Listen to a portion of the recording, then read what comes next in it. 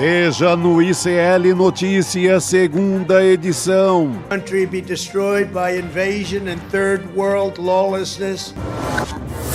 O diabo mora nos detalhes. Analistas do ICL mostram como Bolsonaro se complicou na justiça após depoimento frente a frente com Moraes. Posso fazer uma brincadeira? O senhor que sabe. Eu perguntaria aos seus advogados antes. Molecagem bolsonarista. Eu sou deputado. Respeite o parlamento. Moleque é você. Ministro da Fazenda, Fernando Haddad, desperta a ira de Carlos Jordi e Nicolás Ferreira em audiência na Câmara. Desrespeito é mentir. Desrespeito é sair sem ouvir a verdade. Batalha contra as fake news. Com Dino e Zanin. STF chega a 5 votos a 1 pela responsabilização das redes sociais sobre conteúdos publicados. É falso que tudo é uma questão de opinião. O ICL Notícias, segunda edição, está no ar.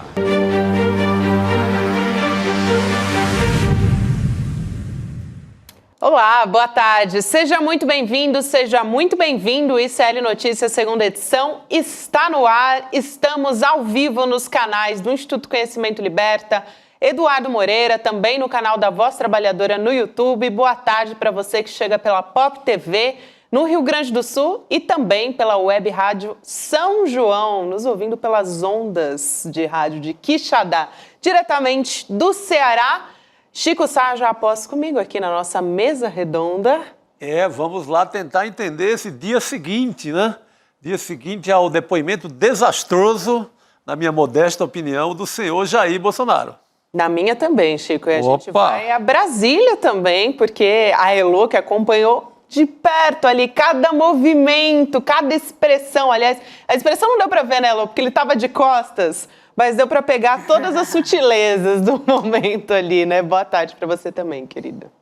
Boa tarde, Gabi. Boa tarde, Chico. E é incrível, né? Porque, claro, como foram muitas horas, foi o dia inteiro de depoimentos e muita coisa foi dita, a gente vai revendo tudo que aconteceu e vai encontrando mais pérolas, né? No meio desses depoimentos todos, momentos decisivos de confirmação dos crimes cometidos, né? Então tem muita coisa para ato falho, tem muita coisa para trazer à tona, sem contar, claro, a interpretação e as consequências, o impacto que as falas ali tiveram, porque passou ao vivo para quem, né, o Brasil inteiro podia acompanhar, só não acompanhou quem não quis. Mas tudo bem, não tem problema não, a gente mostra aqui os momentos mais importantes e reveladores. É isso, Elô. Inclusive, a gente traz alguns trechos que a gente considera que são interessantes para a gente avaliar justamente esses momentos, essas falas do Bolsonaro e também dos demais réus que trazem ali componentes importantes para montar toda essa arquitetura do julgamento no Supremo Tribunal Federal. Então, gente, dentre tantas coisas que o Bolsonaro falou, porque foram mais de 2 horas de depoimentos, e só do Bolsonaro eu tô falando, né? 2 horas e 9 minutos, para ser assim, bem exata por quanto tempo ele falou. Ele negou, aqui só para elencar algumas coisas, mas ele negou envolvimento na trama golpista, disse que a reunião com os militares não tinha o intuito, não tinha intenção de organizar uma ruptura institucional, e ele pediu desculpa. Isso também deixou a gente bastante surpreso, porque esse é o mesmo Bolsonaro que lá no 7 de setembro, de quando ele estava na presidência, né, chamou o Moraes de canalha. Então, frente a frente com o Moraes, o tom foi muito diferente. Mudou completamente, era como se fosse outro homem, né? Sai o corajoso, o machão, o herói que vai enfrentar todo mundo, e entra ali um gatinho miando fino, negando que o Alexandre de Moraes seria comprado por 50 milhões, segundo a conta maluca dele mesmo. Negou que o Supremo fosse uma ditadura da justiça. ficou ali num tom, segundo a própria audiência bolsonarista, num tom acovardado. Isso, eu quero... Exatamente. Apesar de ter negado tudo, né, Chico? Ele admitiu que apresentou o documento da minuta para os comandantes militares e também admitiu que isso foi feito depois que ele esgotou as possibilidades de reverter o resultado das urnas via Tribunal Superior Eleitoral, via Justiça. Então, quando ele viu que não tinha jeito pelas vias legais, ele tentou algo mais, e algo mais que, claro, não estava dentro do escopo da democracia. Eu vou começar, falei que a gente separou alguns trechos aqui, eu vou começar por aquele que o Bolsonaro disse: governar o Brasil era um inferno, que quando ele ganhou a presidência, ele se ajoelhou. Olha, dá para dizer também que para os brasileiros eles tiveram a mesma impressão, né? Nossa, ao final desse governo, a gente é que estava ajoelhado e chorando. Vamos assistir esse trecho, então, e a gente volta a falar. Bora. Eu estou com 70 anos de idade, tá? Que pese alguns deslizes na minha vida, eu tenho plena consciência o que é um ato dessa natureza. Vou confessar uma coisa a Vossa Excelência. Quando me elegi presidente da República, eu ajoelhei e falei: meu Deus, qual pecado eu cometi para pagar o preço de uma presidência? Coisas que aconteciam ali no começo do mandato, tinha gente poderosa, não do teu poder, né, do legislativo, praticamente botar o dedo na cara e falar: eu quero tal ministério, eu quero tal diretoria de tal banco. Você não governa. É um inferno aquela vida. Eu também fiquei me perguntando, principalmente na pandemia, Lô, que pecado a gente cometeu, porque olha... Para ele ser presidente, né? Não, e eu acho, Gabi, que é uma coisa que... são essas coisas que vêm para confirmar as impressões que a gente já tinha, porque a gente sempre comenta, né, que o Bolsonaro nunca quis governar, tanto que ele entregou toda a administração do dinheiro, do orçamento do país para o Congresso, e agora a gente tem essa luta aí infernal de trazer as coisas de volta para um comportamento republicano, onde um governo eleito administra o orçamento, não é? E o Congresso aprova a proposta de orçamento, enfim, tem ali um pequeno volume de emendas, mas não é o orçamento inteiro. E então a gente sempre soube que o Bolsonaro não queria governar, mas essa fala dele... Ele fala: foi um inferno porque vieram falar depois que queriam o ministério. Isso foi tudo depois. Ele está falando que no dia que ele venceu a eleição, ele se ajoelhou e disse que pecado ele cometeu para ter aquele castigo. Ou seja, ele nunca quis governar, ele só queria ganhar dinheiro se tornando um deputado conhecido. E foi o desastre que foi. Eu achei uma das falas mais reveladoras de Jair Messias, que deixou de ser mito ontem durante aquele depoimento. A Elô resumiu agora. Ontem ele dá adeus à ideia de mito. Óbvio que a gente sabe que é uma ideia mentirosa, mas era alimentada até ontem à tarde, essa ideia era alimentada ainda por uma legião enorme. E olha, para chamar esse senhor de mito daqui para frente, depois da frouxidão, da covardia desse depoimento dele, eu acho que tem um custo político para o Bolsonaro, não dá para desprezar isso, o custo político que vai ter para o Bolsonaro ter mudado esse tom. Todo mundo esperava, a base dele esperava que ele fosse ter um enfrentamento com o Alexandre de Moraes. E estava, como você disse, né, Chico, estava lá murcho, miando... até revelando facetas humanas que ele escondia, como a fraqueza, como uma certa depressão depois que perde a eleição. Né? Ele estava tão deprimido que partiu logo para o golpe. É uma tristeza que leva a golpe. Eu nunca vi essa reação psicológica por estar triste. Então, mas desmente toda aquela arrogância bolsonarista que ele exerceu durante os 4 anos de mandato. É isso. Não, e claramente querendo favores do Moraes ontem, com um comportamento tão simpático, né, bonzinho, pedindo desculpas, querendo ser bem tratado pelo Alexandre de Moraes, que ele dizia que ia enfrentar, né? Eu acho que é isso, assim, absurdo, mas ele se colocou numa posição muito mais humilde do que a gente jamais viu. e ele que saiba que isso daí não vai mudar em nada a situação jurídica dele.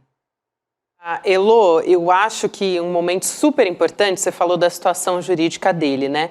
É quando o Bolsonaro admite para o Alexandre de Moraes que ele cogitou acionar o estado de sítio ou o estado de defesa depois que ele não conseguiu mais recurso na Justiça Eleitoral para contestar o resultado das eleições, que era o que ele queria. Então a gente vai trazer mais esse vídeo aqui, esse trecho da fala do Bolsonaro, e a gente volta a falar. Vamos lá. O senhor está dizendo que a cogitação, a conversa, o início dessa questão de estado de sítio, estado de defesa, teria sido em virtude da impossibilidade de recurso eleitoral, é isso? Sim, senhor. Elô, eu Sim, vou senhor. Será que ele se deu conta do que ele acabou de dizer? Eu acho que... Eu acho que não também. Esse é o momento mais importante. Juridicamente é o momento mais importante das 2h09. Essa ele sai do banco ali e vira réu confesso. Ele ali é o réu confesso, que é até nome de uma música incrível do Tim Maia. Mas ali ele confessa, ali ele entrega o que houve.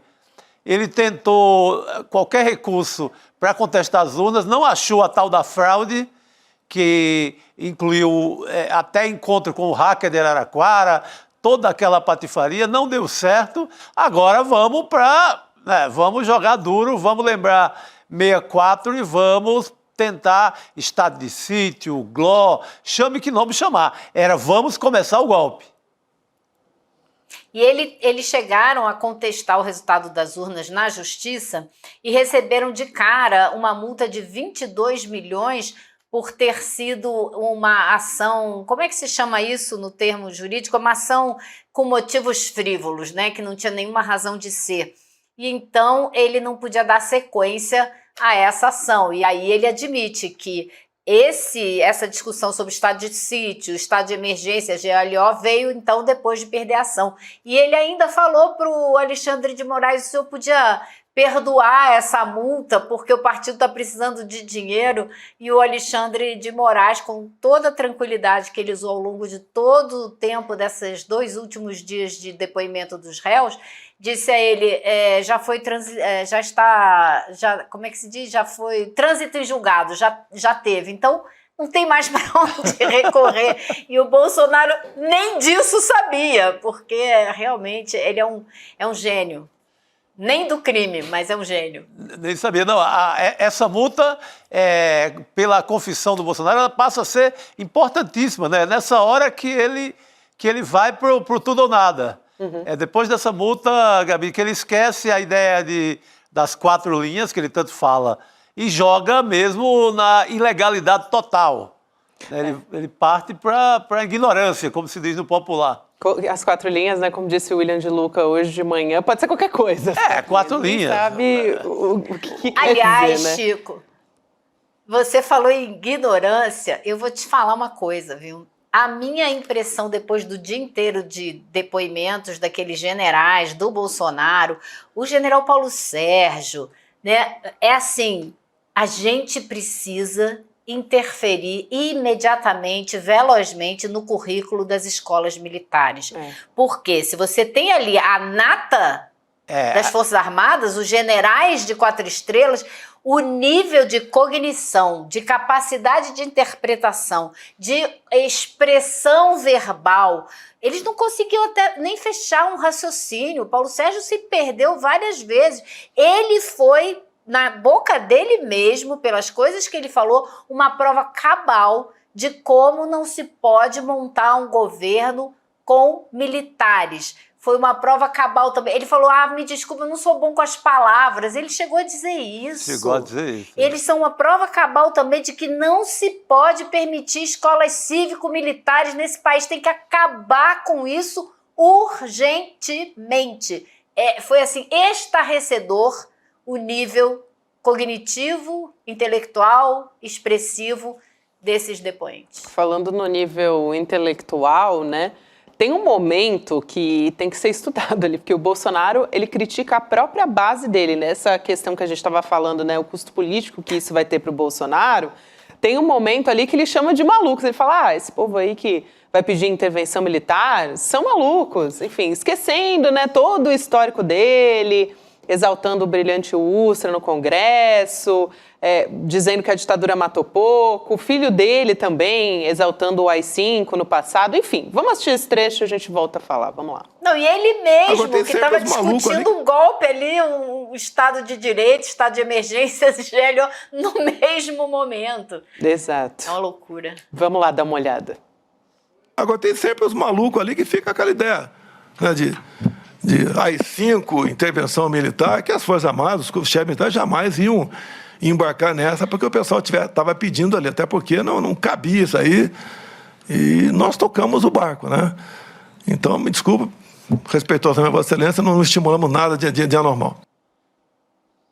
Vocês viram a imagem meio desfocada do Heleno atrás dele fazendo assim?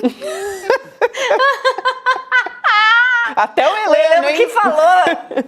Heleno que falou, da boca dele, não fui eu que inventei. Ele falou que não fez porque não teve oportunidade. Só faltou uma chance, Meu Deus do céu. Não, e como deve ter se sentido, né, aquelas pessoas mais radicalizadas que ficaram ali na chuva, no sol, que largaram suas casas do interior, pegaram ônibus, foram para Brasília, ficaram ali meses e meses.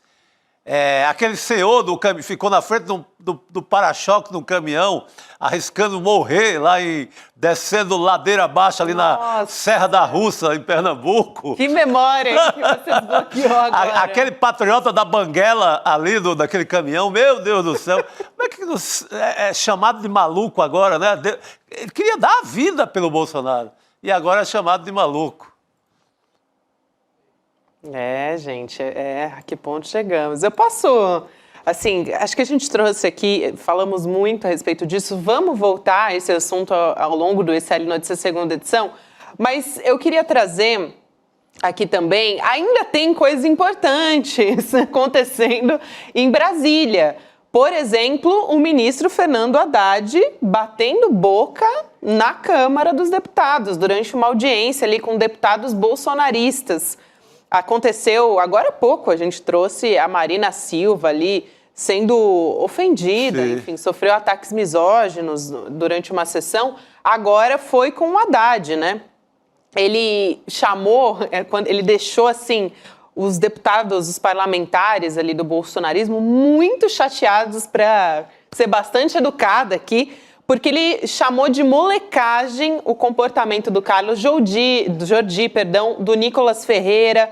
Enfim, eles fizeram até perguntas, esses dois que eu citei, só que aí eles abandonaram a sessão até antes de receberem as respostas. Então, a gente vai tocar aqui esse trecho para ter uma ideia de como é que foi esse debate. Vamos lá. Esse tipo de postura, esse tipo de molecagem de Nicolas e Jordi, que correram do debate, não vai adiantar. Quem sabe eles apareçam aqui ou ouçam essa gravação no YouTube, para ver se aprende um pouco de conta pública.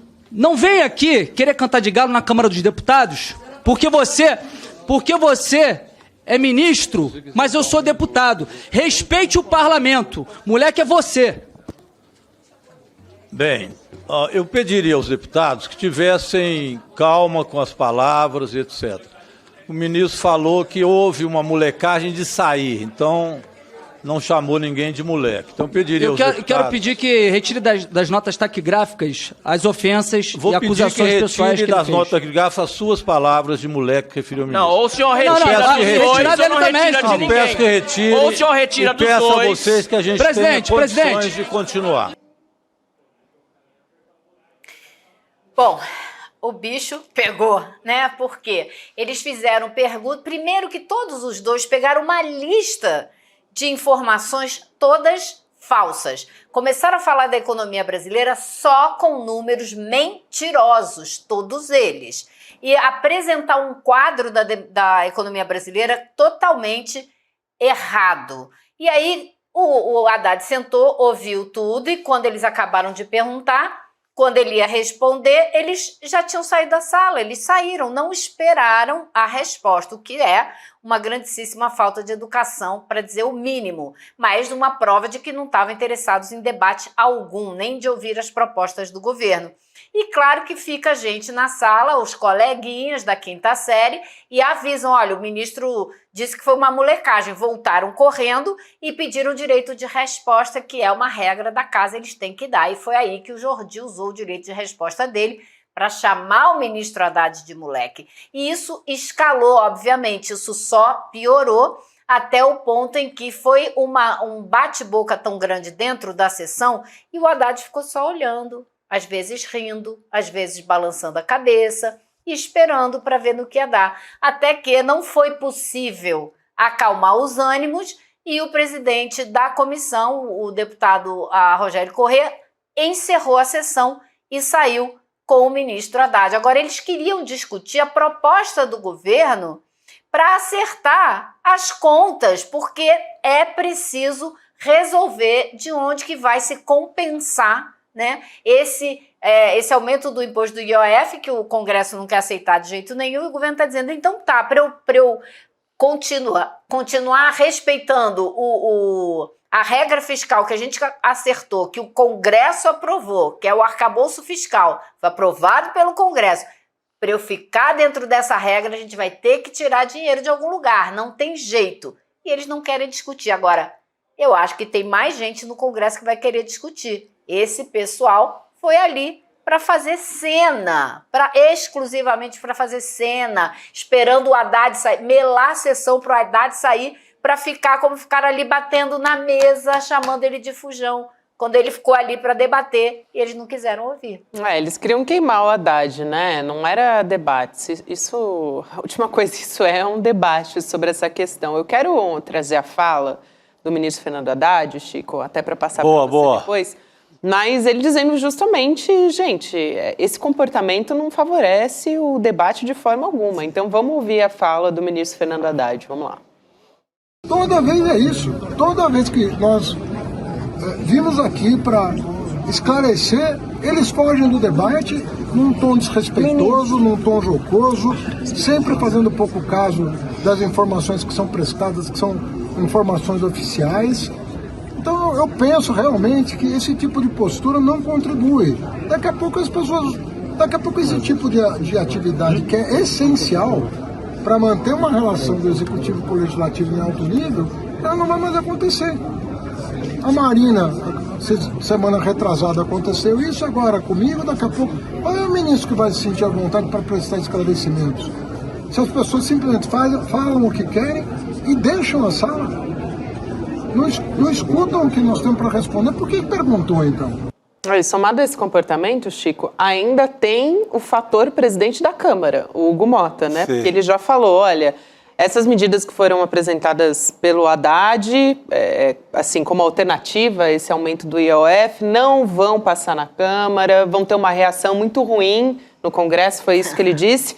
Então, ainda tem isso, né? O Hugo Mota dizendo, não, vai enfrentar resistência, não tem como. Exato. O Hugo Mota acabou ajudando aí, adubando o terreno para acontecer o que aconteceu. Mas essa molecagem do Nicolas e do Jordi, ela é resultado dos 4 anos de bolsonarismo. Ela nasce diretamente da prática bolsonarista, da forma como o Bolsonaro, que é pai deles todos, no sentido eleitoral, que é quem permite a eleição, que é quem incentiva e faz com que eles se elejam, é esse guru que leva a comportamentos como esse. De gente que não está no parlamento para discutir, está no parlamento para fazer corte para a internet, para a massa fanática deles sair jogando em grupos de WhatsApp, dizendo, olha como o Nicolas é incrível, bababá. E é isso. Isso não é debate, isso não é parlamento. Sabe? É molecagem. O Haddad não tem outra palavra para definir isso.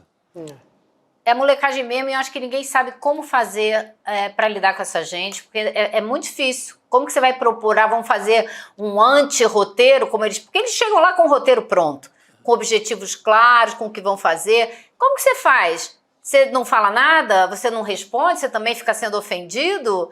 É muito difícil inventar uma estratégia, e ninguém inventou uma estratégia eficiente ainda para lidar com isso. Agora, o Haddad falou uma coisa muito... Eu acho que eu resumiria a apresentação dele dizendo o seguinte: a gente vem para cá discutir uma maneira, por exemplo, de mexer com o imposto de renda. Por quê? Porque hoje em dia o que vocês estão dizendo é que o zelador do prédio tem que pagar condomínio, mas o que mora lá na cobertura não precisa pagar. Não pode ser assim. Isso. A gente tem que enfrentar essa questão. E outra, o Rogério Correia começou dizendo, é muito engraçado, é que nem aquela música do Raul Seixas que diz, nós não vamos pagar nada. É isso que eles ficam tentando fazer para o 0,01% da população. E o Haddad falou, as medidas que nós estamos propondo não vão mexer com ninguém que está dentro dessa sala, deixando muito claro para os congressistas que eles não fazem parte desse 0,01%, que pagariam um pouquinho mais de imposto para ver se pagam algo parecido com o que eu e você estamos pagando, que hoje em dia eles não pagam. E agora, a história do Hugo Mota, o Hugo Mota fez uma reunião no domingo, na residência oficial, com o Haddad, com o Davi Alcolumbre, com algumas lideranças, e saiu de lá dizendo que foi uma reunião histórica, maravilhosa, que agora vai, que tem um acordo aqui. Aí o que aconteceu na segunda-feira? O ministro Flávio Dino fez um despacho dizendo que o governo e o Congresso precisam explicar de onde estão saindo essas emendas da saúde, que ninguém explicou. Aí pronto, mudou. Acabou. Incrivelmente mudou a posição do Hugo Mota. Coincidência? Sei lá, acho que não tem negócio de coincidência na política, né? Não, tocou na questão de emenda, orçamento secreto. Já era. Aí, pronto. Aí é o interesse número 1. 001, é só isso aí. Eles não querem, o Congresso não quer tirar nem um centavo de uma emenda. Quer continuar com o mesmo bolo lá e o sacrifício tem que ser de qualquer lugar, menos das emendas. Aí é impressionante, né? Aí qualquer pauta, não tem consenso sobre essa pauta, então não tem como... Exatamente, já fecha a cara e acaba e inicia aquele processo de boicote à votação. É sempre assim, o roteiro mais repetido de Brasília. Falando em Congresso, Elo, tem um assunto importante para a gente trazer aqui, que foi esse encontro do assessor especial, o Celso Amorim, né, com os deputados que estão tentando criar essa frente parlamentar em defesa da Palestina. E participaram, por exemplo, estão participando aí os deputados como a Natália Bonavides, a Jandira Fegali, também a Sâmia Bonfim e o Glauber Braga. A FEPAL também entregou, nesse momento, ao Celso Amorim um ofício pedindo o rompimento das relações do Brasil com Israel. Eu acho um momento bastante simbólico a gente falar sobre isso, né, Lu? Quando a gente tem um brasileiro, nesse momento, ali enfrentando... tá na solitária, né? Não tem outra palavra para usar aqui, que é o Thiago Ávila, né? Que estava naquela embarcação, a Flotilha pela Liberdade.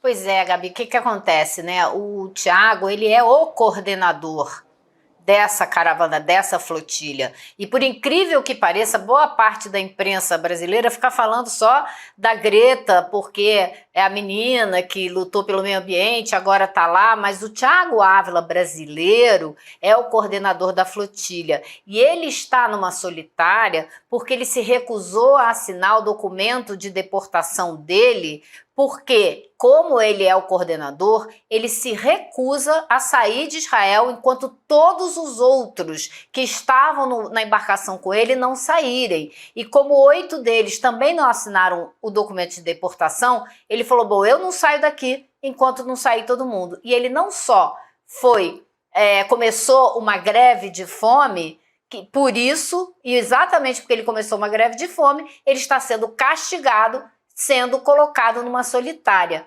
Esse grupo de parlamentares está muito preocupado com a situação do Thiago Ávila, como, claro, todo mundo deveria estar, mas também muito preocupado com o genocídio em curso em Gaza. E eles foram conversar, então, com o assessor especial do presidente da República sobre isso, e o Celso Amorim disse a eles que hoje de manhã mesmo ele teve uma reunião com o presidente Lula e com o ministro das Relações Exteriores, Mauro Vieira, onde foram discutidas possíveis medidas que podem ser anunciadas ou devem ser anunciadas nos próximos dias, medidas mais concretas com relação a Israel, talvez na área militar, equipamentos, acordos. Ele não especificou nada, mas deixou claro que existe um estudo de medidas mais efetivas. Vamos ver o que vai ser. Mas eles estão muito preocupados e Celso Amorim reafirmou o compromisso do presidente Lula e reafirmou o discurso que o presidente vem fazendo, que foi um dos primeiros, se não o primeiro líder mundial de peso a falar em genocídio e que tem falado de maneira cada vez mais intensa. Com relação a qualquer possibilidade de rompimento das relações diplomáticas, ele disse que isso é muito difícil porque o Brasil perde a capacidade de dar apoio aos nacionais que estiverem na região. Essa é a justificativa do governo brasileiro até o momento para não tomar uma medida mais drástica e romper relações com Israel. Agora vamos lembrar que as relações estão numa situação péssima, porque no ano passado o presidente Lula, depois que falou em genocídio, foi considerado persona não grata em Israel, o Brasil retirou o embaixador de lá e até hoje não temos um embaixador em Israel. Então a situação é bastante complicada e, claro, um rompimento nesse momento em que o Thiago Ávila está lá numa solitária seria ainda mais difícil, né? Mas ficou no ar a possibilidade de medidas a serem anunciadas nos próximos dias. Elô, obrigada demais. Importante ter você com a gente falando sobre esse assunto. Um beijo, querida. Até a próxima. Tchau, pessoal. Boa noite. Tchau.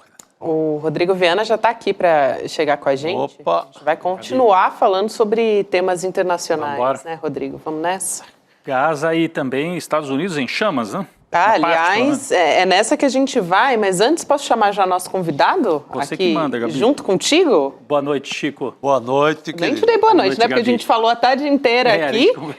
Aí é como se a gente já estivesse junto aqui, mas oficialmente na frente das câmeras. Mostrar uma certa educação para o nosso público. Nossa, que mal educada, né? Essa apresentadora. Não, você não é. Você é. Nem boa tarde. Gentileza total. Que é isso.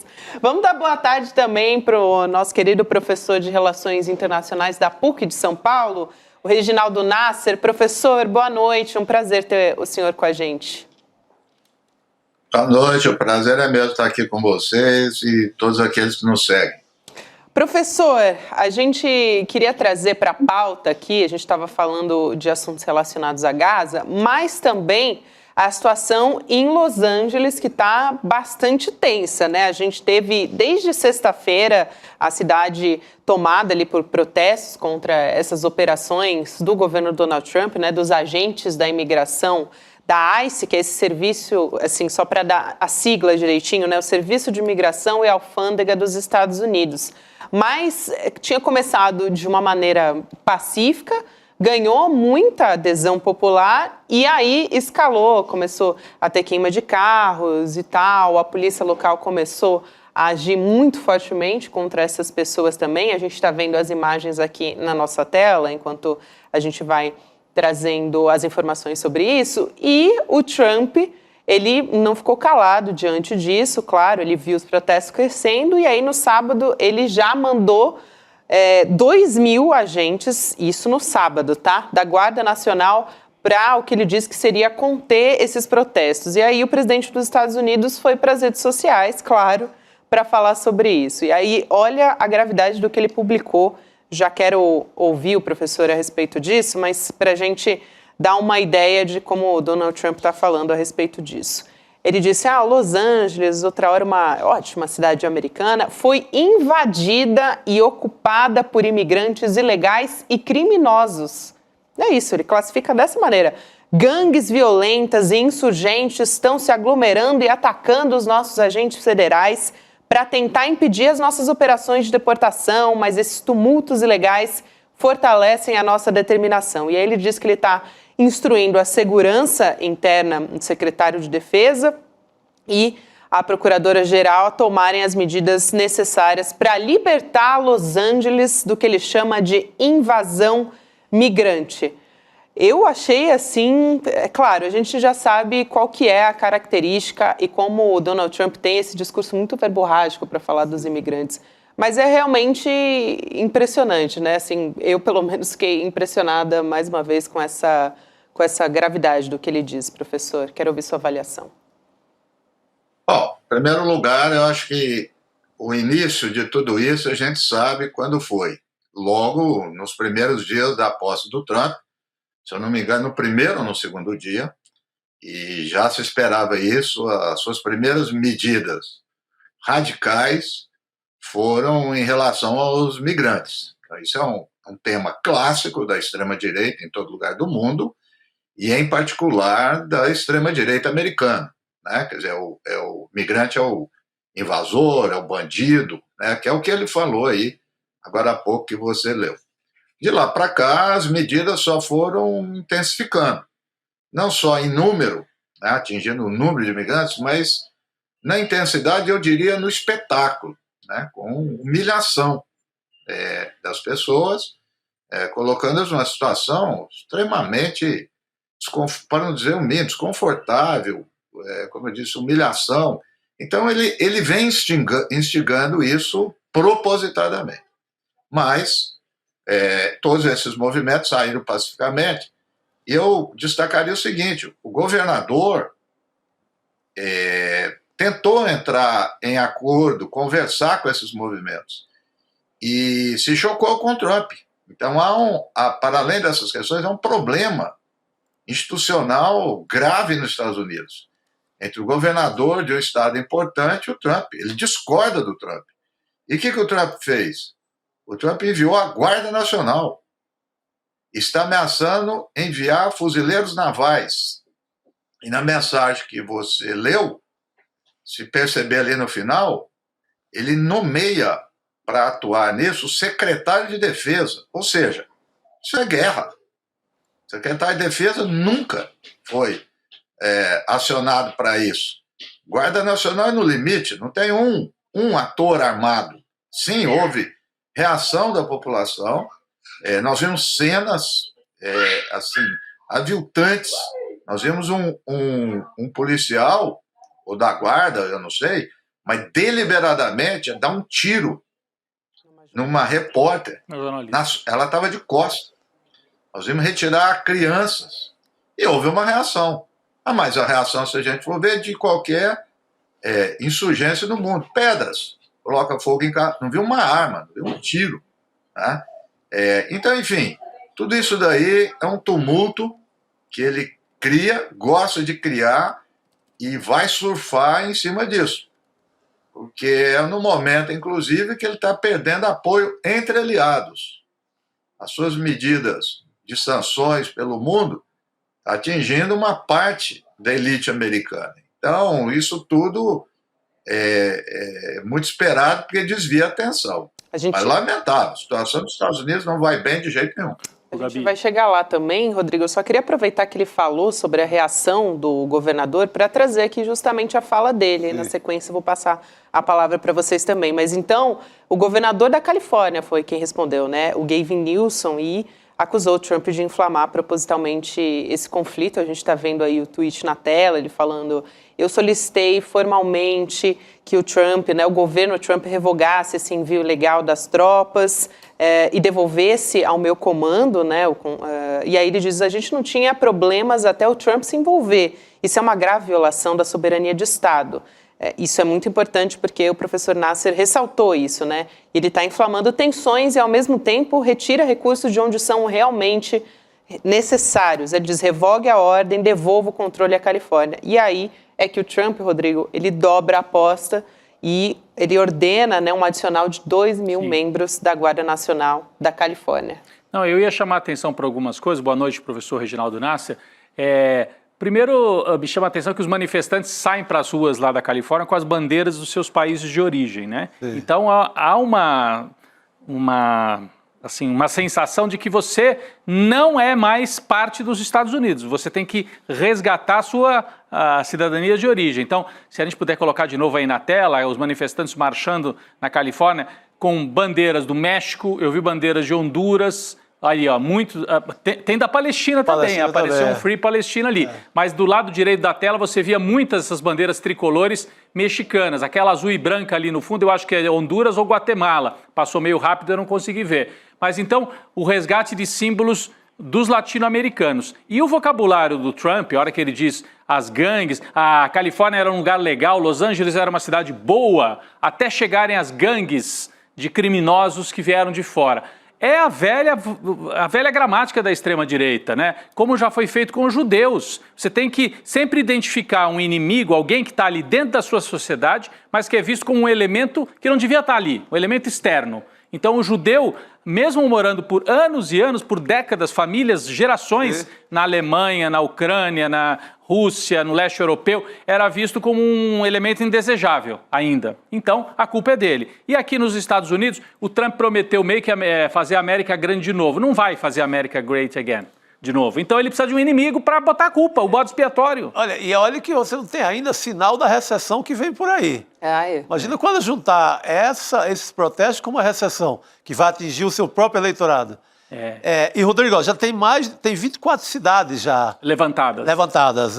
Las Vegas, Seattle, Nova York, Atlanta e Chicago, entre as maiores. E Força Nacional também para o Texas.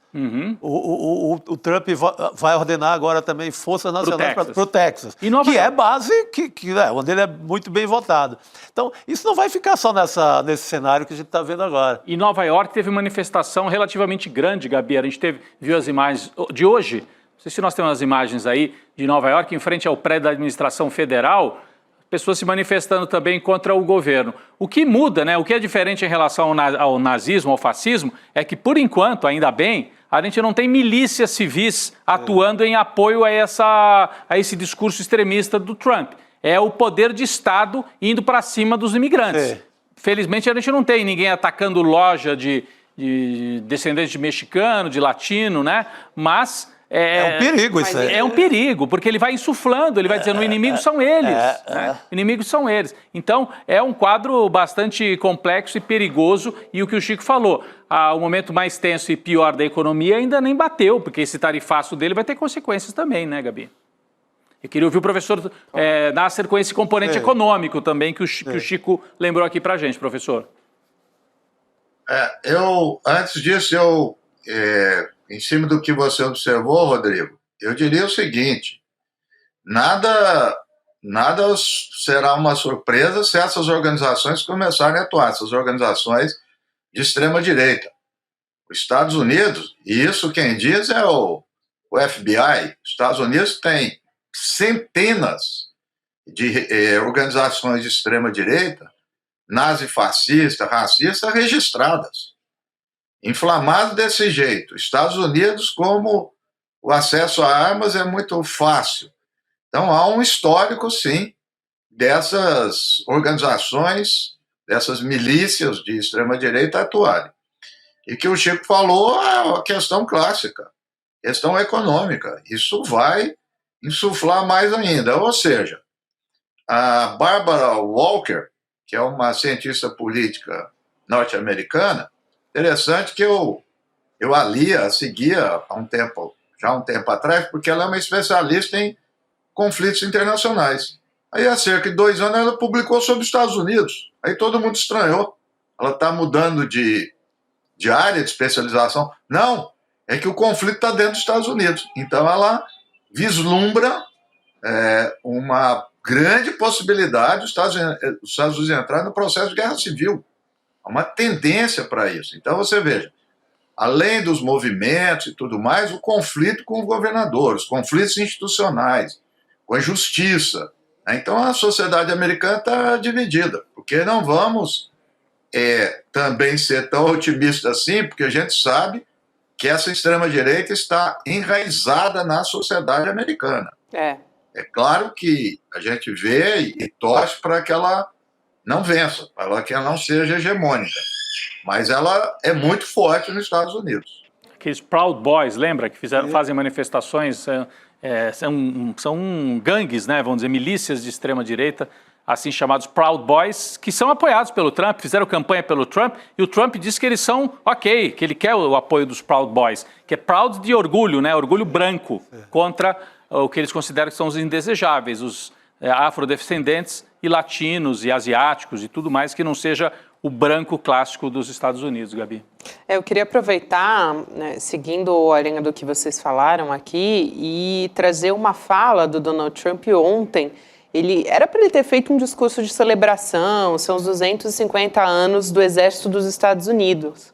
Só que, ao contrário disso, ele resolveu mobilizar as Forças Armadas contra o estado da Califórnia, justamente porque ele está também nessa briga pública via rede social com o governador, né? Então ele faz um ataque bastante sério ali à democracia dos Estados Unidos. A gente vai assistir esse vídeo também. Vamos lá. And before going further, I want to say a few words about the situation in Los Angeles, California. Have you heard of the place? Where I've deployed thousands of National Guard troops and hundreds of Marines to protect federal law enforcement from the attacks of a vicious and violent mob. And some of the radical left, they say, oh, that's not nice. Well, if we didn't do it, there wouldn't be a Los Angeles. It'd be burning today, just like their houses were burning a number of months ago. Generations of Army heroes did not shed their blood on distant shores only to watch our country be destroyed by invasion and third world lawlessness here at home, like is happening in California. As Commander-in-Chief, I will not let that happen. It's never going to happen. What you're witnessing in California is a full-blown assault on peace, on public order, and on national sovereignty carried out by rioters bearing foreign flags with the aim of continuing a foreign invasion of our country. We're not going to let that happen. Aí, também, o governador da Califórnia, ele foi à TV também, ele também fez um discurso ontem, e aí ele comparou o Donald Trump, ele fez até ali o que os jovens falam, ele deu um shade ali no Donald Trump, que ele falou, ele faz parte desses ditadores falidos. Então, mas ele também ressaltou, muito importante, é muito relevante o quão perigoso é essa fala, né? E esse movimento que o Donald Trump tem feito para a democracia dos Estados Unidos. Queria ouvir a avaliação do professor também sobre essa fala, mas acho que vai na mesma linha do que ele publicou nas redes sociais, né, professor? Sem dúvida. E aí essa fala também, eu falei, será que eu estou ouvindo direito ou lendo? Ele diz que o terceiro mundo está invadindo os Estados Unidos. Isso. É uma coisa de louco. Mas eu queria lembrar aqui também que, além dos motivos pelos quais nós apontamos aqui, que ele está desviando a atenção, ele também, com isso, ele está querendo jogar uma pá de cal num outro, vamos dizer assim, num inimigo interno, né? Porque a polêmica era ele e o Elon Musk, que estava saindo coisa do arco da velha, né? E com isso também essa coisa já está sendo esquecida. O Elon Musk está apagando as postagens dele e tal, porque realmente aquilo estava mostrando uma das entranhas do governo Trump. E com isso ele está desviando também a atenção, cada vez mais aumentando o discurso. Enfim, toda hora o que nós já estamos vendo é o seguinte, é um governo que tem aí 5, 6 meses, está parecendo que tem 5 anos.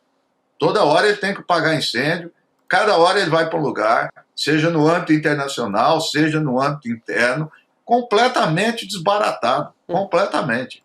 Então ele vai atuando no dia a dia, não tem estratégia nenhuma, a gente poderia até divergir da estratégia, mas não tem estratégia. Ele tem movimentos táticos que vai mudando a todo momento. Parece que ele está em campanha eleitoral. Mas é muito grave isso que ele falou, né, Chico? Você viu a fala do Trump? O país está sendo invadido. Não vou permitir que um país que mandou seus soldados para lutar em praias distantes, ele estava falando da Segunda Guerra Mundial e tal, agora seja invadido por gangues do terceiro mundo, por invasores. Era aniversário do exército norte-americano, ele aproveitou para fazer esse discurso maluco. Mas é perigosíssimo, né? Que ele está carimbando o inimigo interno. Para começar a aparecer gangue de extrema-direita querendo eliminar, matar, né, latinos, não falta muita coisa. Nós estamos na beira realmente de um momento perigosíssimo. Mas tem uma coisa que o professor falou, e eu queria chamar a atenção rapidinho para mais uma notícia que o professor pode comentar com a gente antes de ir embora, que é sobre essa falta de estratégia do Donald Trump, essa guerra comercial, né, que ele, principalmente com a China, ele teve esse embate, agora está tomando um contorno assim que é bastante curioso da gente observar, né? Porque ele ficou ali taxando a China por bastante tempo, aumentando, né, a aposta, dobrando a aposta toda hora, e hoje ele disse que firmou um acordo comercial com a China, que está fechado, aí a tarifa, né, estabelecida de 55% sobre importações chinesas contra 10% em produtos dos Estados Unidos. E aí o Trump foi para as redes sociais, basicamente, comemorar, né, o relacionamento é excelente, ele publicou, enfim. E aí depois ele falou que ele está trabalhando junto com o Xi Jinping para abrir a China para o mercado dos Estados Unidos. Acho que é interessante a gente trazer isso para a pauta também, né, professor? Depois de atacar diretamente a China, não vou nem falar cabo de guerra, porque a China estava meio que respondendo à medida que os Estados Unidos estava indo com tudo, né, para cima da China. Não, bom exemplo que você traz, porque se a gente olhar as duas grandes potências em competição, a China tem um caminho, o mesmo caminho, o mesmo objetivo a médio e longo prazo. Ela não muda diante desse objetivo. Os Estados Unidos, ao contrário, é uma oscilação permanente. É uma diferença gritante entre essas ações internacionais dessa grande potência. Veja, o Trump hesita lá na questão em Gaza, ele vai criar uma Riviera, depois não vai criar mais, ele vai expulsar os palestinos, depois ele quer a paz, aí ele aproxima o Netanyahu, deixa o Netanyahu, vai com os governos árabes, Ucrânia é a mesma coisa. Então, é uma biruta de aeroporto. Era a expressão da minha cidade do interior que eu usava sempre. Então, ele vai aos trancos e barrancos, né? Então, com isso, os Estados Unidos fica descoberto de estratégia. E outra coisa importante, mesmo os aliados dos Estados Unidos passam a desconfiar, porque ninguém sabe o comportamento dele. Como é que você vai ter um aliado que age permanentemente de forma aleatória? Então, é um grande problema para os Estados Unidos e a sua liderança no mundo. Professor, muito obrigada. É sempre um prazer receber o senhor aqui com a gente, tê-lo com a gente. Até uma próxima. Um grande abraço. Obrigado. Abraço, até mais. Até mais. Até. Já havia protestos ali em torno do professor, já havia protestos. A gente tinha que liberar o professor, ele já estava ali cobrando, né? Vamos lá, gente, vamos lá. Era o cachorrinho, né? O cachorrinho do professor Reginaldo Nasser. Agora, a gente estava falando, teve um momento ali que o professor falou, né, sobre os amigos, os inimigos, sobre a base, né, Chico? Você também falou sobre isso, o momento que a base vai deixar de apoiar o Donald Trump. Tem também os amigos bilionários, que semana passada teve uma troca ali de farpas, de fogo amigo. A gente tem um novo capítulo dessa história, né? Um novo post do Elon Musk agora dizendo que está arrependido contra os ataques do Donald Trump na semana passada. Eu imagino qual foi a conversa que rolou no particular, né? Mas publicamente o Elon Musk disse o seguinte lá no X: lamento algumas das minhas postagens sobre o presidente Donald Trump na semana passada, elas foram longe demais. Vocês lembram que na semana passada o Elon Musk comparou o Trump, né, aliás, associou, né, comparou não, mas ele associou o Donald Trump ao Jeffrey Epstein, né, que é acusado de tráfico sexual. E a partir disso foi um festival de imagens do Trump, imagens pedófilas, assim, abertamente. Isso circulou nas redes. Circulando, assim, mas no mundo inteiro, fotos reais, e eu creio que houve uma negociação. Ao mesmo tempo, o Trump ameaça na grana, faz uma conta ali e ameaça tirar subsídios das empresas do Elon Musk. Então, acho que chegaram a um acordo e, olha, eu seguro aqui o meu material que te acusa, inclusive de pedofilia, e você mantém a minha grana intacta e por aí vai caminhar a velha América.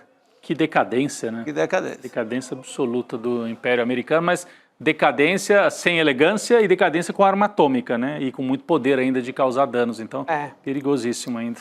E de incitar, como você disse, né, Rodrigo? A esses grupos do caos. extremistas. Seria a semente do caos. Olha só, em que momento? Semente do caos. Ai, não deixa passar uma, gente. Mas é a semente do caos. Para quem não sabe do que a gente está falando, pode ser a semente do caos do Donald Trump ou pode ser a aula do professor Castro Rocha. Que é sobre a extrema-direita, a aula do Castro Rocha no próximo domingo. É sobre a estratégia, o plano da extrema-direita para dominar o mundo, com caos. Por isso tem esse nome ali, ó. A semente do caos, a aula máquina do professor Castro Rocha, que é um craque, né? É um craque, é uma sorte nossa ter o professor aqui semanalmente analisando as notícias, né?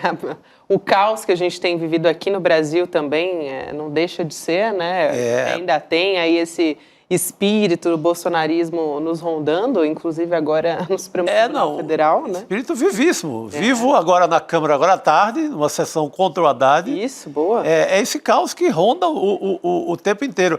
E o professor Castro Rocha, ele tem o dom, a sabedoria, assim, de antecipar muita coisa. Ele sabe ler os sinais. Ele é um cara que é um professor que não fica só na sala de aula. Se tem uma manifestação de evangélicos pró-Bolsonaro, ele está lá, lendo os sinais, tentando decifrar os discursos.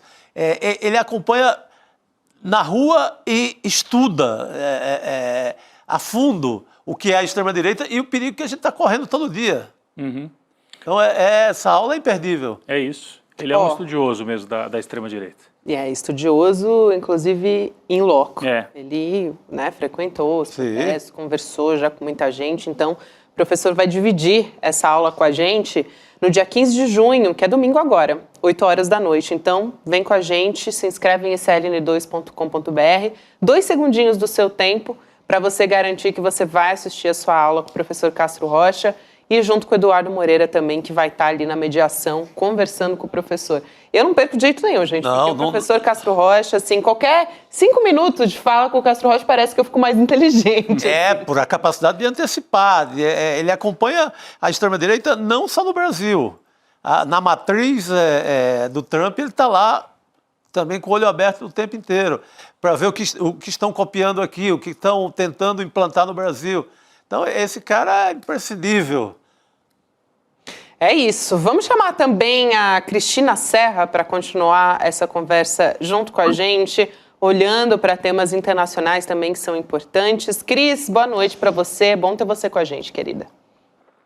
Oi, Gabi, boa noite, Rodrigo, Chico, todo mundo que está aqui com a gente. Boa noite. Boa noite. A gente conversou com a Elô Vilela agora há pouco a respeito do Thiago Ávila, né, o brasileiro que coordenou a embarcação da Flotilha pela Liberdade.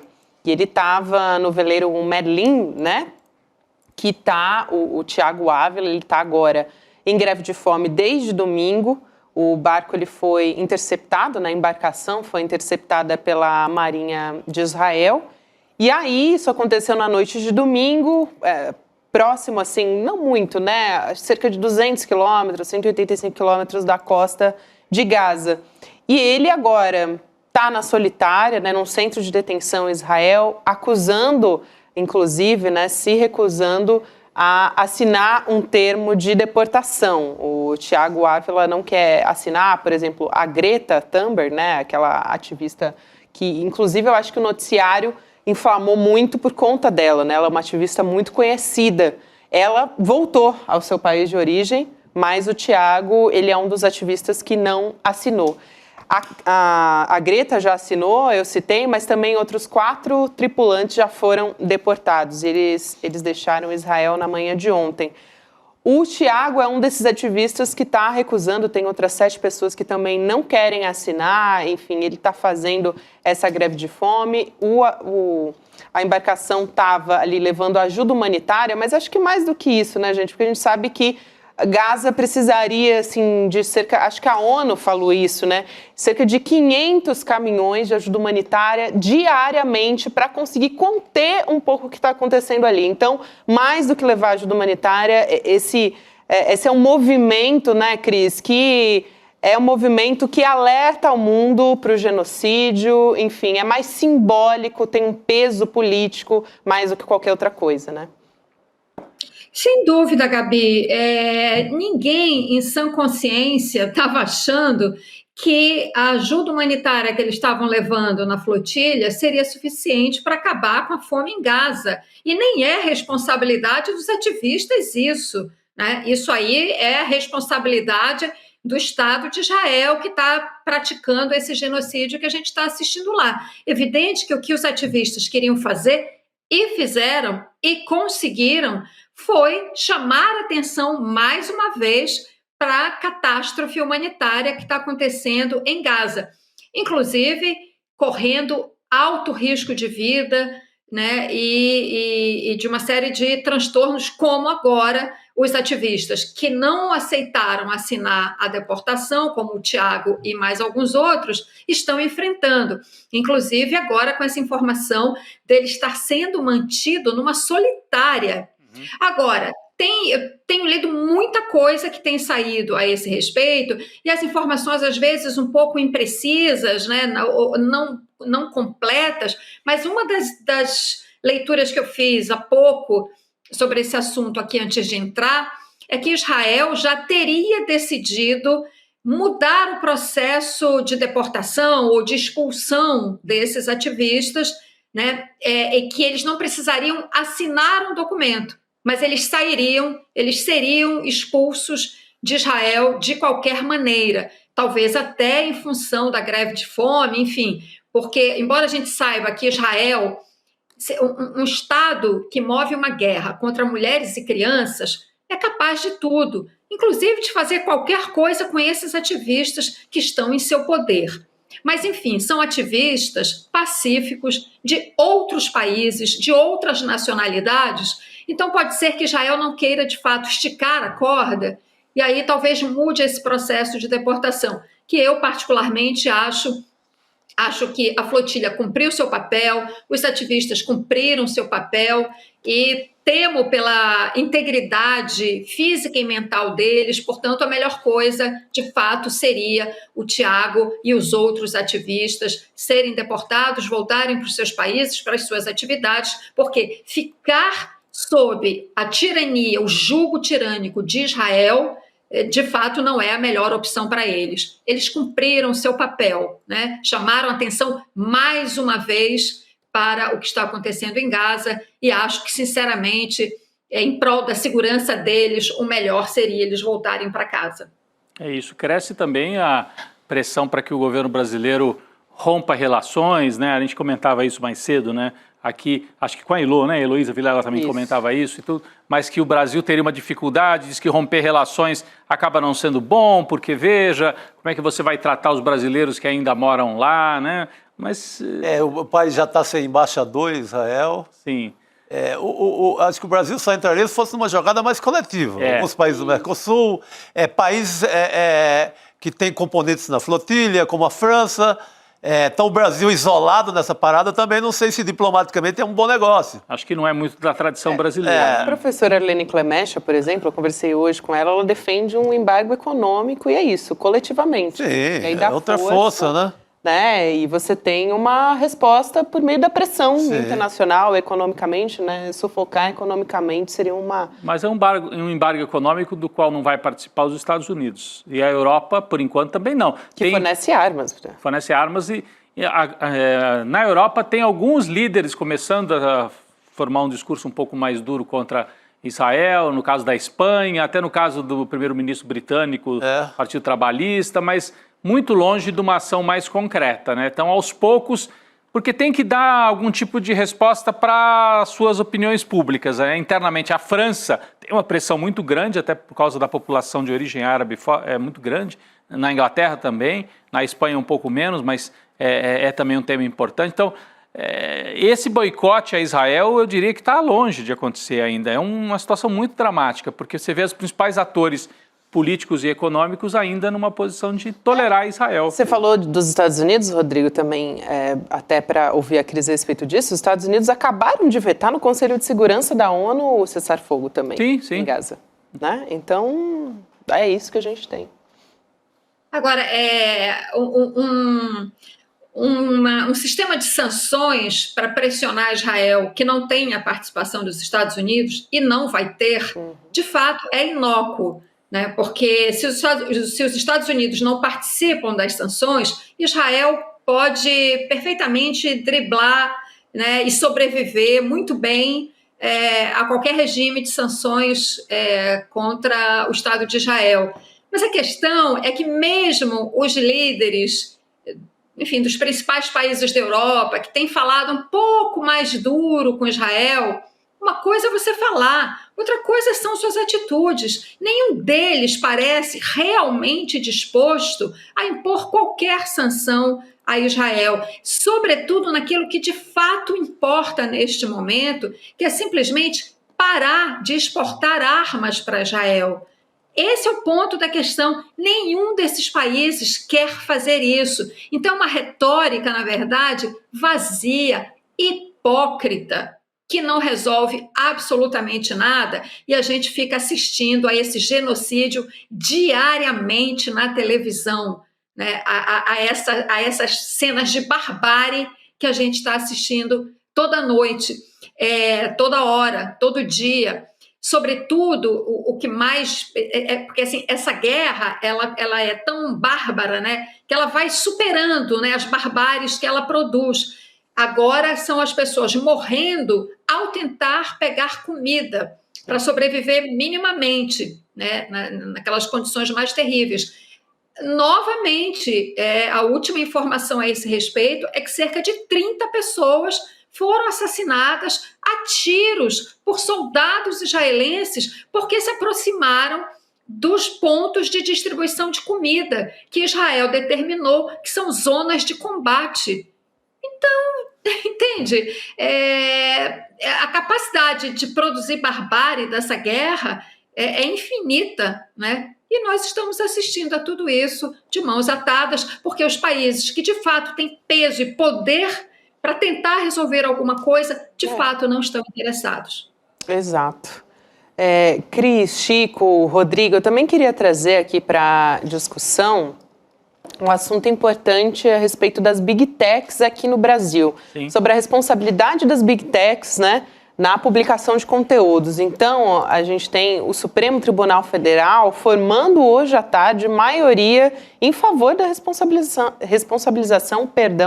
das Big Techs pelo conteúdo publicado pelos usuários. Então, votaram a favor. A gente tem aqui o ministro Dias Toffoli, Luiz Fux, Flávio Dino, Cristiano Zanin, também Gilmar Mendes e o presidente Luiz Roberto Barroso. O ministro André Mendonça, né, foi o único que até agora divergiu. Ele que foi indicado pelo ex-presidente Jair Bolsonaro. A gente vai trazer aqui, para poder comentar esse assunto, um trecho da fala do ministro Flávio Dino, do voto dele. Vamos assistir. É preciso ainda, assinalo, ter muito cuidado com aquilo que é íncito hoje a esses meios, que é uma espécie de minimização da mentira, como se fosse algo acessório, menor ou até anedótico.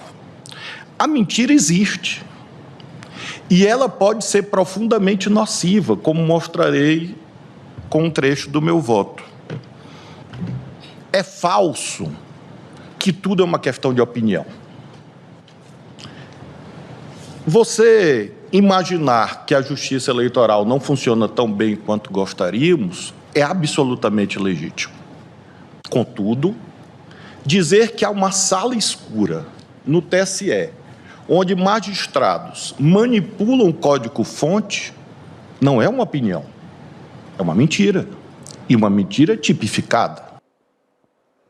Eu achei, assim, um voto quase... Aliás, um trecho, né? Porque Sim. O voto foi maior. Mas um trecho, assim... Com o endereço também certo, né? O endereço é também pensando no ano que vem, né? Na eleição do ano que vem. Não, e destinado também àquela turma que depois ontem fez a sua autodefesa, era a turma que falava de uma sala escura no TSE, onde agentes manipuladores forjavam as urnas. Ele manda um recado direto para a turma que está naquele banco dos réus. E que ontem, na hora que o Alexandre Moraes perguntou, escuta, Bolsonaro, aqui você falou que eu recebi 30 milhões, o Fachin 50, quais são os indícios? Nenhum, presidente. Desculpa, eu não tenho disso, não. Era porque minha retórica, desde que eu era vereador, é assim mesmo. É assim mesmo, é uma espécie de desabafo assim que eu fiz. Então, desabafo não, é uma campanha sistemática para desacreditar o sistema eleitoral e permitir o golpe de Estado. Foi isso que eles fizeram. O Dino o ministro Flávio Dino, ele tem uma qualidade, né? Não só de orador, mas ele foi, acho que, professor também. Então, ele tem os votos dele, ele explica com uma clareza, né? Uma clareza solar, quando o ministro Dino explica os votos dele.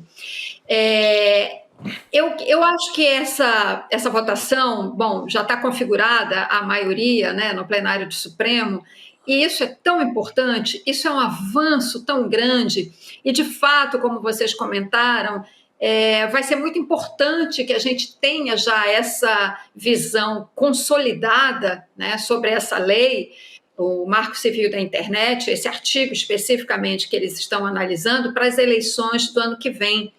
Porque eu acho que é o seguinte, o entendimento que a gente tem que ter, e que me parece é o entendimento que está na base, né, das posições vitoriosas aí nessa questão no voto do Supremo, é o entendimento que a gente tem que ter hoje, que me parece tão claro, né? Mas, enfim, tem muita manipulação em torno disso. Mas o entendimento que a gente tem que ter, que essas redes sociais, plataformas digitais, enfim, toda essa infraestrutura digital, digamos assim, da comunicação hoje em dia, são empresas de mídia. Elas se transformaram em empresas de mídia. Quando nasceram, podiam até não ser, mas hoje elas são empresas de mídia, com impacto gigantesco, muito maior do que as empresas de mídia tradicionais. Então, olha só, se as empresas de mídia tradicionais, um jornal, por exemplo, todos nós aqui trabalhamos ou no jornal impresso ou numa rádio, e mesmo nós aqui no ICL, né, nós não vamos publicar mentiras, porque se nós publicarmos mentiras, a pessoa que for atingida por essa mentira vai nos processar. Mas a gente não faz isso, não é só pelo medo de um processo. Aliás, não é pelo medo de um processo. A gente não faz isso porque quem faz jornalismo sério não mente, como é o nosso caso, como é o caso de outros veículos também, né? Então, os próprios veículos que são sérios, que levam a sério o seu dever de informar, né? Que é um direito, inclusive, das pessoas de ser bem informada, né? O direito à informação séria, segura, de qualidade, isso é um direito social, né? Os veículos que levam isso a sério, que têm uma postura ética, não vão publicar mentiras, não vão publicar fake news, não vão dar espaço a isso, né? Não vão dar espaço a qualquer um que chegue e diga, não, mas é meu direito de falar, de opinar sobre isso e aquilo, eu vou falar o que eu quiser. Se chegar aqui no ICL, né, alguém que queira dar aqui uma entrevista falando mentiras, nós não vamos dar espaço para essa pessoa, porque nós sabemos que é mentira. Então, esse comportamento ético que rege os veículos de comunicação sérios tem que valer para essas empresas de mídia no mundo digital. Eu acho que o STF está caminhando nesse sentido, e é muito importante, isso é um avanço gigantesco, um passo gigante que o Supremo está dando nesse momento ao tomar essa posição. Sem dúvida. Sem contar, a gente tem uma inação no nosso Congresso para legislar a respeito disso. Ano que vem a gente tem eleições de novo e as consequências a gente já sabe quais são, ainda mais com as pessoas se informando por meio das redes sociais, né? Muita gente não abre um portal de notícias, não abre um jornal, não assiste televisão, vai se informar por meio das redes sociais. Então, a responsabilização é mais do que necessária. Cris, a gente mais cedo prometeu voltar a falar do julgamento do Bolsonaro e também dos outros réus ontem no Supremo Tribunal Federal. E, claro, a gente vai querer te ouvir a respeito disso.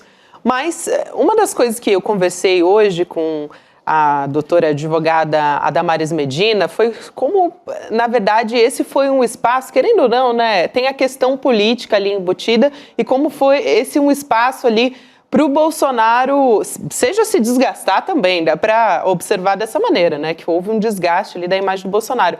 Mas ele tentou, claro, usar ali politicamente, fazendo piadinha, teve aquela história do advogado, do general Heleno, etc. Mas teve um momento ali que o Bolsonaro tentou fazer uma piada com o Alexandre de Moraes, né? Ele até fala, ministro, eu posso fazer uma brincadeira? E aí o Xandão fala para ele, olha, não sei, quer consultar seus advogados? Eu consultaria seus advogados primeiro. Então vamos trazer essa fala do Jair Bolsonaro e a gente volta a conversar. Vamos lá. Se o senhor me permitir, logicamente, eu posso mandar umas imagens para o senhor aqui, como é que o povo nos trata a gente na rua, tá? Eu declino. Declino, sim, senhor. Posso fazer uma brincadeira? O senhor que sabe. Eu perguntaria aos seus advogados antes. Eu gostaria de convidá-la para ser meu vice em 26. É isso aí. Eu declino novamente. É isso, né? Ele, claramente, assim, já fala de cara pro Bolsonaro, né? Eu declino. E o Bolsonaro num tom muito, muito diferente do Bolsonaro do passado com o Alexandre de Moraes, né, Rodrigo? É por isso que ontem a gente comentava aqui, né, Chico, que isso deve gerar uma dissonância lá na base, porque o filho dizia que ia fechar o Supremo com o cabo e o soldado. O pai foi para a Avenida Paulista em 2021 e falou, não respeito mais ordem do senhor Alexandre de Moraes, acabou para ele. E aí, quando ele fica cara a cara com o Alexandre de Moraes, ele pede desculpa por ter espalhado mentira e ainda convida para ser o vice. Em tom de brincadeira. Mas por que ele fez essa brincadeira, né, Chico? E ele ainda fala, meu ministro, ainda tem isso, assim, quando ele está fazendo essa brincadeira. Eu achei muito interessante quando ele fala, meu ministro. Desculpa, então. Não, e eles dizem que estão numa ditadura do judiciário. Essa ditadura permite até brincadeirinha num depoimento? Pois é. Eu acho que as pessoas ficam esperando assim, um grande momento em que o Bolsonaro vai definitivamente cair e se arrebentar inteiro. Pessoas que têm a força que ele tem, não tem esse momento assim, é o golpe definitivo. A imagem vai se desgastando lentamente e acho que ontem foi mais um dia desses em que desgasta o discurso, desgasta um pouco a imagem. Ele falou um pouco para a base dele, defendendo o governo dele, criticando o Lula, que era o que ele podia fazer. Mas do ponto de vista jurídico, a nossa avaliação de que ele se enrolou bastante, porque confirmou aquela reunião em que foi mostrada a minuta, né? E do ponto de vista político de longo prazo, o grande inimigo, o grande satã para eles, o grande ditador, era o Alexandre de Moraes, e ele fica brincando com o ditador? Não faz sentido. Não faz o então, menor sentido. Desmonta um pedaço desse discurso, que era um discurso mobilizador. Eu fui na Avenida Paulista acompanhar a manifestação da extrema-direita e eles chamavam Alexandre de Moraes é o ditador, é o nosso inimigo, mais do que o Lula até. Quebra um pouco, você não acha, Cris? Essa fala aí que nós acabamos de mostrar, quebra esse discurso dele? Rodrigo, acho que sim, quebra total. Agora, de fato, a atuação do Bolsonaro ontem no frente a frente, né, no mano a mano com o Alexandre de Moraes, permite várias leituras, sabe? Eu acho que tem várias coisas ali muito interessantes para a gente analisar no personagem, né? Mas, de fato, do ponto de vista político, a análise bem política que nos interessa, eu acho que você tem toda a razão, porque ele se apresentou ali como, né, quase que em alguns momentos, assim, um cordeiro bem mansinho, né, diante do Alexandre de Moraes, e isso é um contraste inexplicável com o personagem quando ele era presidente, né, e durante a campanha. Agora, ele tem uma característica ali, durante o tempo que ele está ali em frente ao Alexandre de Moraes, que é tentar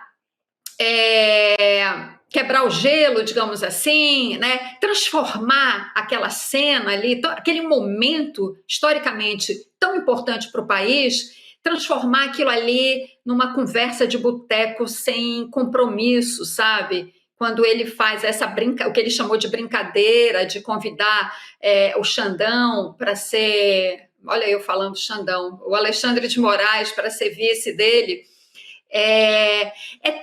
tratando as coisas com uma falta de compromisso, tudo ali meio que como se aquilo ali não tivesse a menor importância, entende?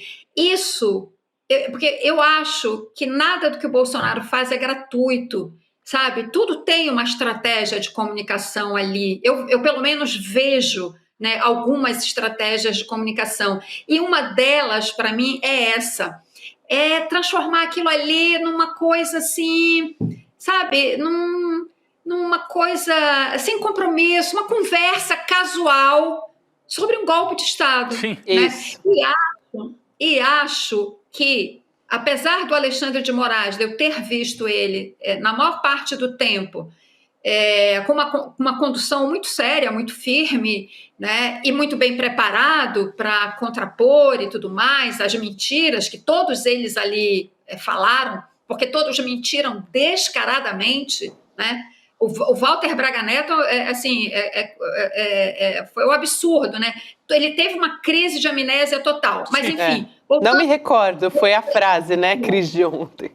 Assim, ele falou, acho que eu devia ter contado, mas foi só isso que ele falou. Mas, enfim, voltando para esses dois, que é o que de fato interessa, Bolsonaro e Alexandre de Moraes. Como eu vinha dizendo, o Alexandre de Moraes é sério, firme na maior parte do tempo, mas mesmo ele, né, caiu em alguns momentos numa espécie assim, de síndrome de sucupira, você entende? Sim, a esculhambação.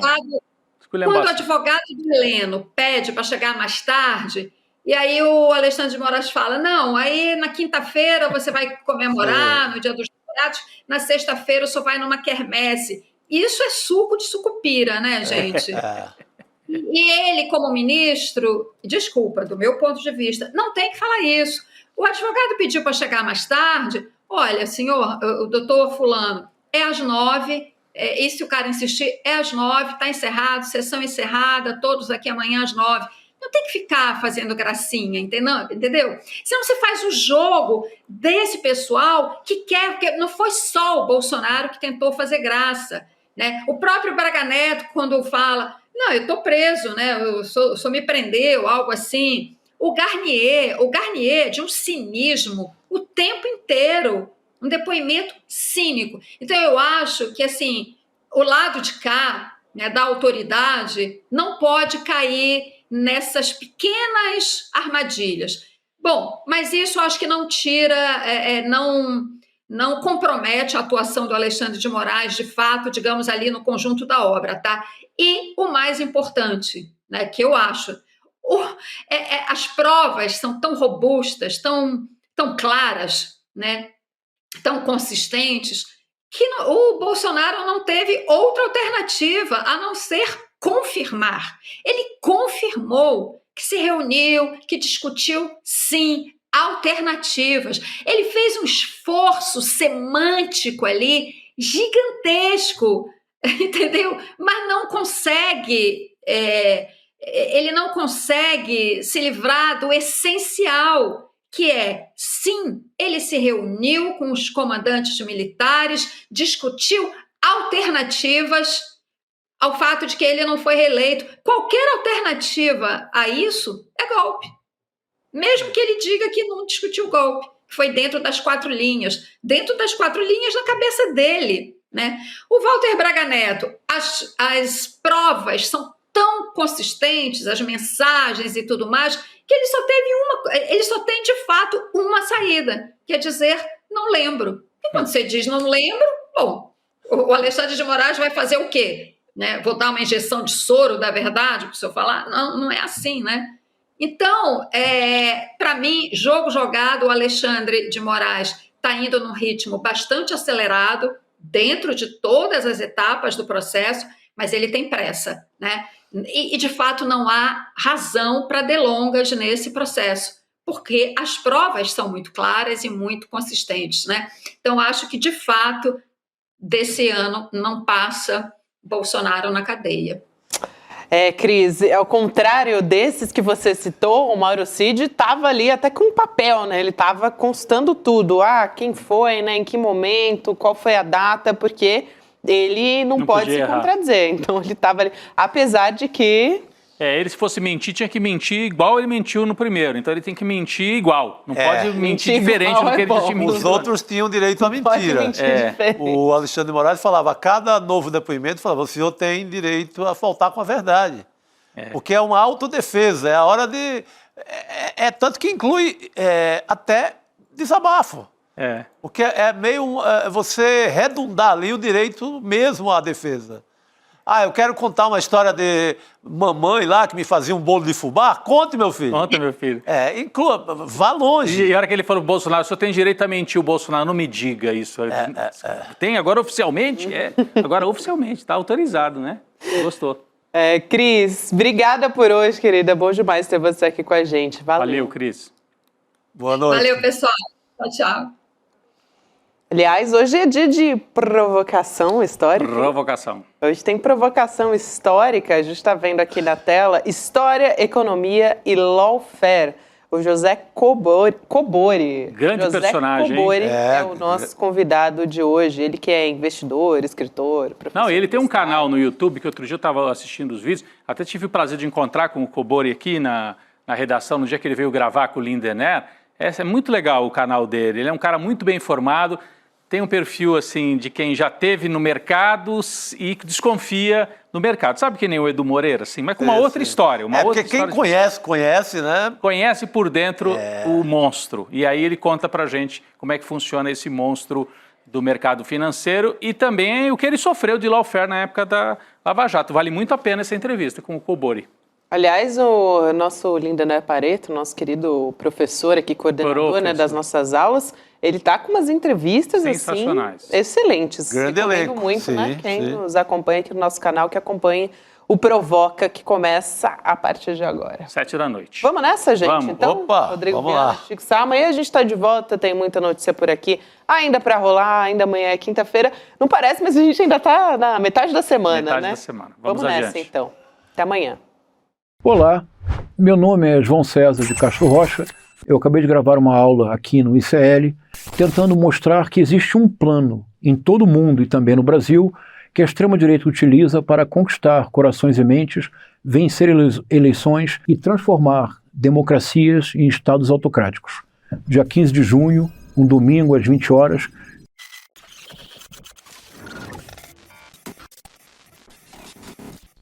Quer saber como as notícias do dia impactam o seu bolso? Então cola comigo no Mercado Investimentos. Durante a semana eu explico os movimentos da economia e o mais importante, como isso bate na porta da sua vida. No preço da gasolina, dos juros do cartão, do aluguel e do carrinho de compras.